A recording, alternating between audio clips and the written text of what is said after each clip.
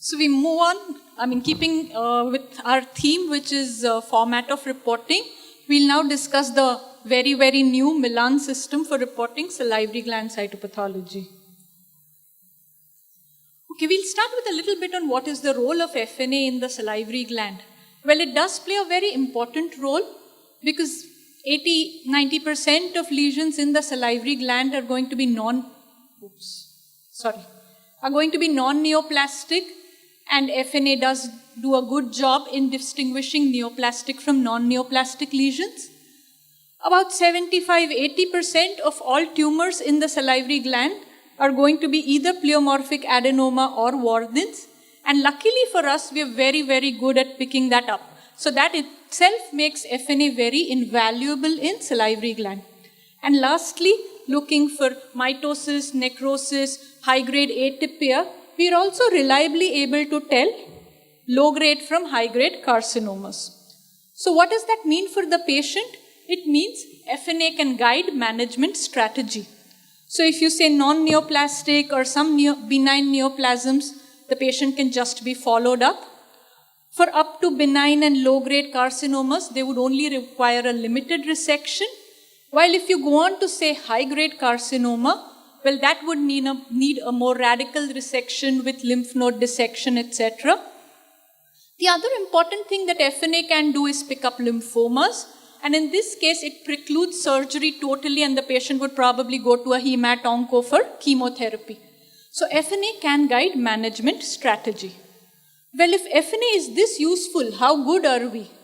Well, unfortunately, our diagnostic accuracy is really wide. It goes from 50% to 94–95%. Now, this 95%, as we discussed, comes from Warden and PA. While when we come to other carcinomas and trying to give a specific diagnosis, we don't do so well. And the reason for that is all this intratumoral heterogeneity. As you all know, salivary gland would have epithelial cells, myoepithelial cells, you have metaplastic cells, and then variable amounts of stroma. So within the same tumor, there's so much difference in how the tumor looks that it leads to these kind of sampling errors, and we tend to go wrong. I think the pointer is gone. Okay. Excuse me. Pointer dusra aayega. Okay, so that's why we tend to go wrong. There's also a lot of morphologic overlap. As you all know, the same set of basaloid cells can come from benign neoplasms to malignant neoplasms. So because of this, our diagnostic accuracy, or basically, giving one specific diagnosis is not so good. Well, for a long time it was felt that salivary gland, like we saw the gynac PAP reporting, or like recently there is the thyroid Bethesda, which has become so very popular, it's been felt that salivary gland lacks a uniform reporting system. So to address this lacuna, the ASC and IAC came up and put together a task force of about 40 people. They're cytopathologists, surgical pathologists, molecular pathologists, and ENT surgeons, who first met in Milan in 2015, and that's why it's called the Milan system, and they've come up with this Milan system for reporting salivary gland cytopathology.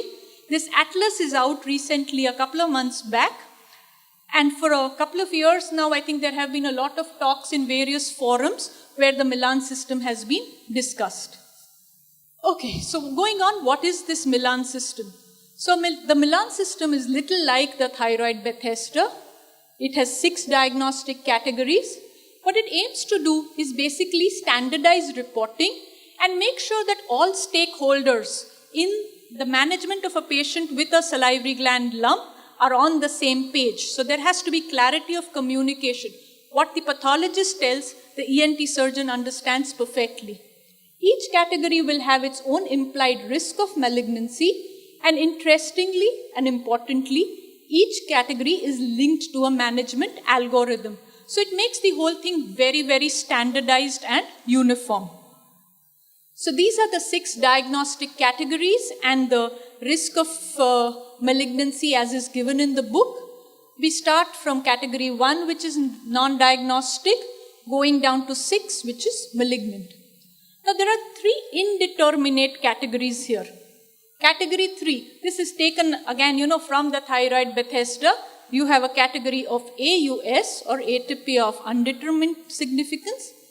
We have this category which is again indeterminate, which is sump or salivary gland neoplasm of uncertain malignant potential. And of course there is suspicious for malignancy. So how does our report go? In the book, the reporting format is given as follows. You need to have a statement of adequacy, a brief description of the cytologic features, the interpretation, which means give the diagnostic category. Now the book says that even though the categories are numbered 1 to 6, they do not want us to use only the number. So sole use of the number is to be discouraged. It has to have the term. The number is optional. In the slides which follow, I have used the number, but the number is optional. And of course, a specific diagnosis if we are able to make it. So just a quick exercise. I'm sure all of you have guessed what this is. So this is a parotid mass. You can see the abundant myxoid ground substance or stroma, the plasmacytoid myoepithelial cells, cohesive clusters of epithelial cells. So we've all guessed this is the one we are most happy with. So pleomorphic adenoma. The reporting format would go like this. Satisfactory for evaluation, benign, so 4A. And then since we are able to give a specific diagnosis, we call it pleomorphic adenoma. So with this little teaser, we'll go on to seeing each category, and it would be nice if you want to add to the diagnosis, you want to tell something, please let's have it a little interactive. So the first category is non-diagnostic. Now in the thyroid, adequacy is very clearly defined. Unfortunately for salivary gland, it's not so well defined, but the editors feel that you can follow the same criteria that we follow for thyroid. So 6 clusters of 10 cells or 60 lesional cells is reasonable. When do you call it inadequate or non-diagnostic? I think non-diagnostic is a better word. So when do you call it non-diagnostic? Obviously, if you don't meet the adequacy criteria, the slide has too many artifacts, either blood or there are smearing artifacts, drying artifacts. If it's difficult to interpret, then of course it goes into non-diagnostic. And lastly, if it's only normal salivary tissue. So let's see one example here. This is a 30-year-old male. There's a cyst. We've aspirated brownish fluid. And all that you see is cyst fluid and macrophages. Absolutely no epithelial cells. So what would our category be? 1, right? Or non-diagnostic. So here you put the first statement of adequacy, which goes as evaluation is limited by lack of cells. Non-mucinous cyst fluid, okay? Now this is something that's interesting in this reporting system, and that's one take-home message that I'd like all of you to have. Cyst fluids need to be categorized as mucinous or non-mucinous. The non-mucinous ones can go into Cat 1, non-diagnostic, and you put in a note saying that if this was non-guided, you repeat a guided aspirate. Why are we emphasizing on non-mucinous? Because a whole list of lesions can give us cyst fluid. The most worrisome amongst those would be this, mucoepidermoid carcinoma. As you all know, it's the most common malignant salivary gland tumor, and the low-grade mucoepidermoid carcinomas very often yield only mucinous cyst fluid, very few cells. They get mistaken for mucoceles, retention cysts, duct cysts or whatever, and then they lead to your false negatives. To prevent that from happening and to have a high index of suspicion, from now on what the editors of the system recommend is the minute you see mucin, you put it into category 3, atypia of undetermined significance. Because you're then trying to say, hey look, I can't rule out mucoepidermoid carcinoma, and that's a take-home message which is important because then the surgeon will follow up. He'll probably do some more radiology, they'll probably try to get a solid component and maybe get a better diagnosis. So mucoepidermoid carcinoma is the first exception, that mucinous fluid should not go into 1 even if you don't see cells, put it into 3.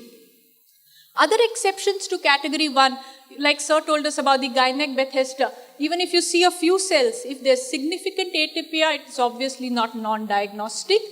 If there's plenty of that flowy matrix that we see in pleomorphic adenoma, it's suggestive of a neoplasm. So again, you don't need your 60 cells. You can at least raise the suspicion of a neoplasm. And if it's an inflammatory smear, if you have abundant inflammatory cells, even without epithelium, it can be interpreted as adequate.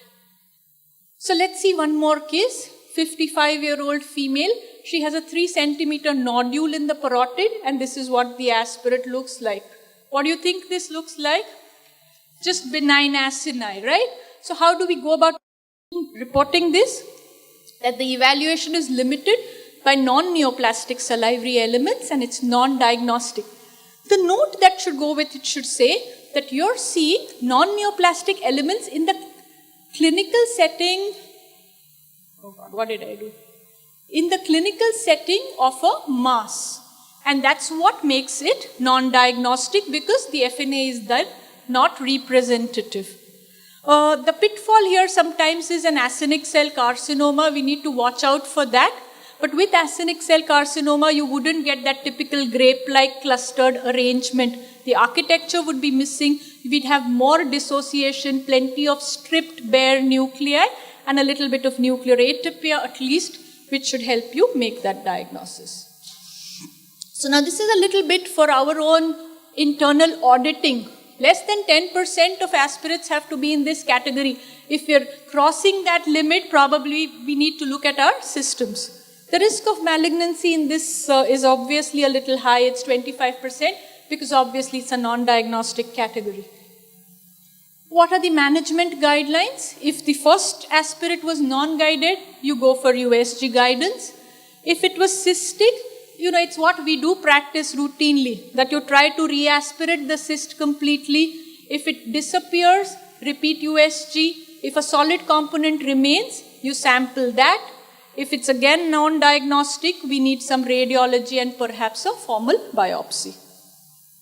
Okay, from 1 we move on to 2, which is basically non-neoplastics, all the inflammatory, structural alterations, infections, etc. What's important is when you give a diagnosis of non-neoplastic, it's good to correlate with clinical and radiologic information that's available to us.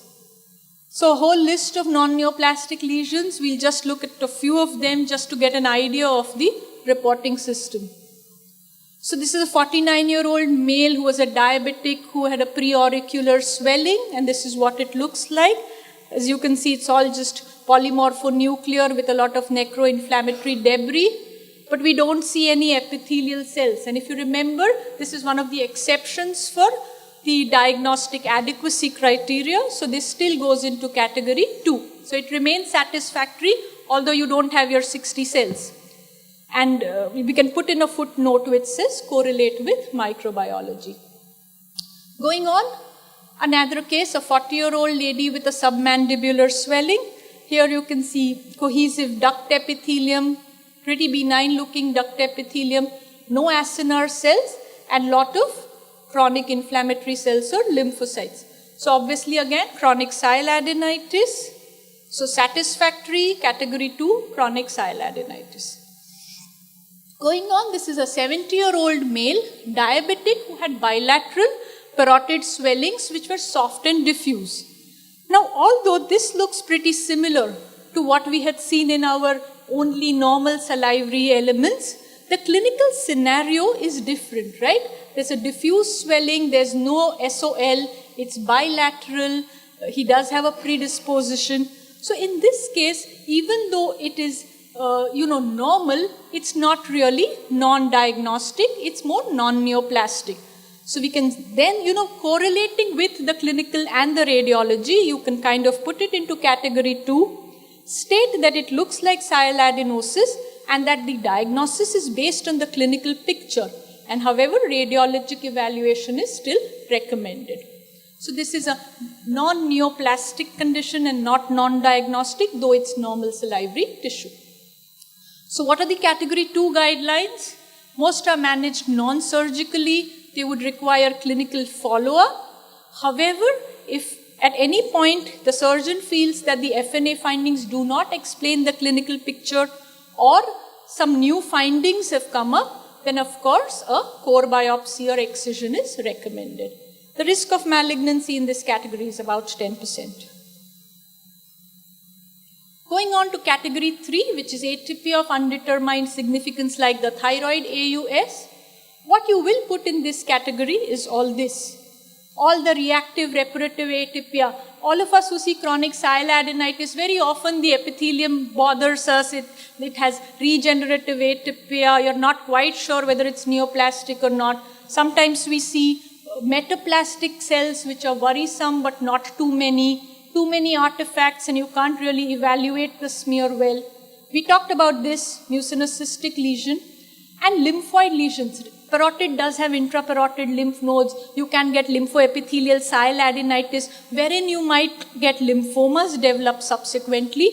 So if you see a lymphoid-rich aspirate, which maybe looks a little monotonous to you, or you feel that some of the cells do look atypical and it's a little indefinite, you can put it into AUS and maybe ask for flow or ask for biopsy and IHC. So this is an example. Metaplastic epithelium looks a little squamoid. You're not sure whether it's metaplastic epithelium of some chronic sialadenitis, sialolithiasis, some cyst which has metaplasia, or mucoepidermoid. Put it into category 3. Low cellularity, but there seems to be atypia, some spindle cells. Again, we don't know what to do with this. It's not diagnostic, but there is worrisome atypia. Again, it goes into category 3. We talked about this before. Mucinous cyst fluid, no epithelial cells. Okay, has to go into category 3. So even though evaluation is limited, because it is mucinous cyst fluid, it goes into category 3, and you say that low-grade mucoepidermoid carcinoma cannot be ruled out. So what are the management guidelines for Cat 3? If it's non-guided, obviously repeat guided. Because you are saying that you cannot rule out neoplasm, it has to be followed up by CT or MRI. And if there is clinical or radiologic suspicion for malignancy, an open biopsy or a core needle biopsy can be done. Here again is a bit of internal audit for our laboratories. It's hoped that not more than 10% of our aspirates should go into this category, and the risk of malignancy, of course, is a little higher. It comes to about 20%. Going on to category 4. 4, as we saw, had 2, 4A and 4B. 4A is all the benign neoplasms, and 4B, as we said, is uncertain malignant potential.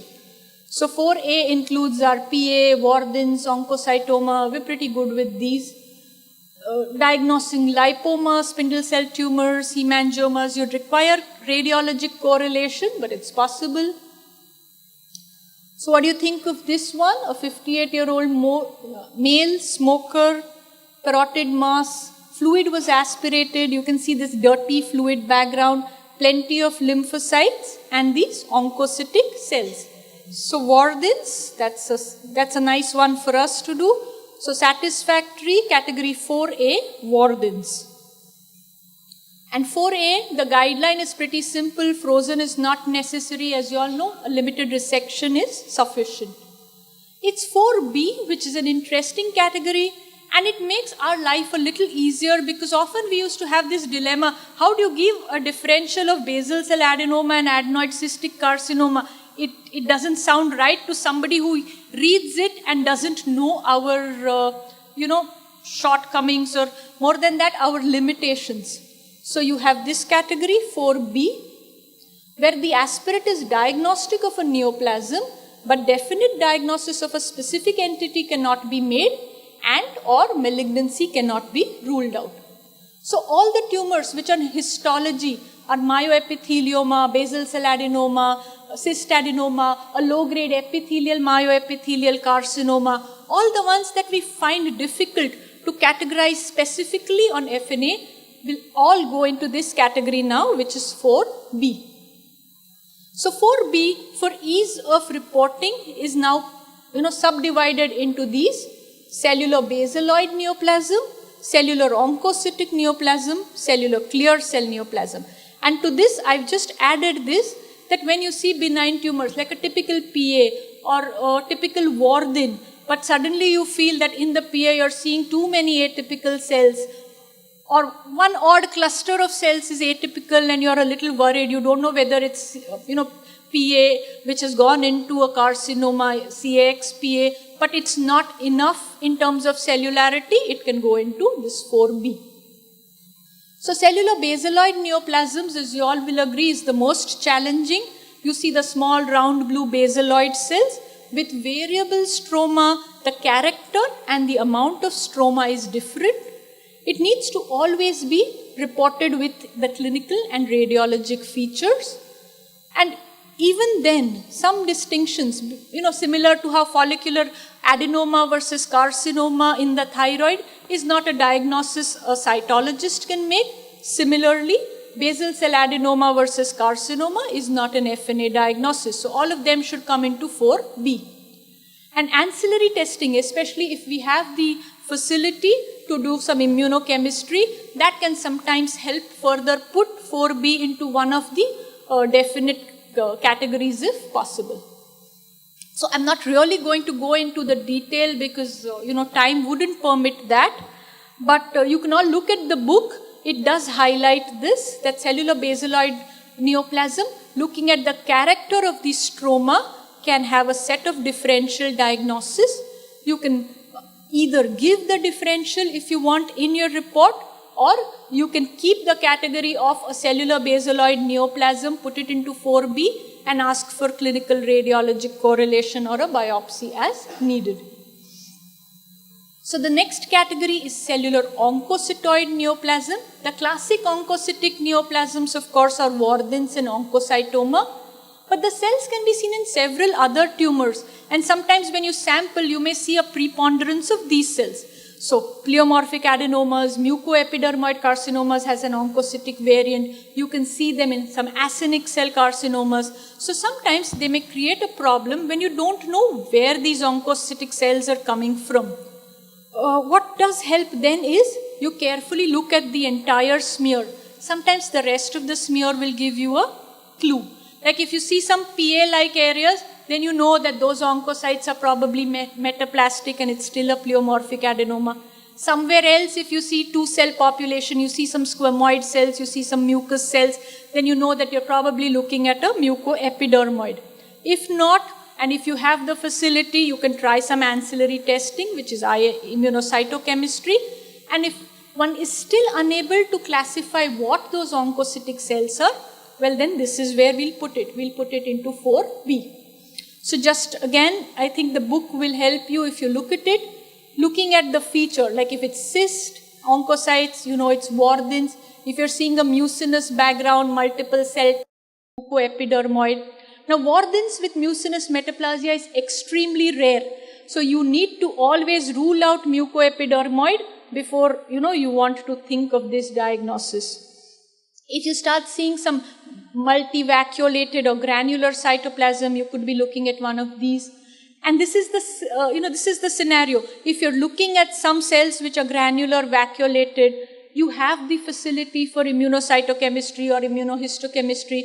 You can do something. You can do, maybe you do a SOX10 or DOG1 acinic cell carcinoma. If you have S100 mammoglobin, you know that you could be looking at mammary analog secretory carcinoma or secretory carcinoma. But most of us do not have access to all the antibodies really, even if we do have some. So in the case that you can't subtype further, we stick to category 4B. Clear cells are the most uncommon. Common differentials would be myoepithelial, epithelial myoepithelial carcinoma, metastasis chiefly, metastatic renal cell carcinoma. That's why again ancillary testing, if it's available to us, helps. If it's not available to us, we put it into 4B. So another case just to look at it, 48-year-old male, he had a parotid swelling. It was a well-defined 2.5 centimeter nodule. The sonologist was pretty sure it's benign.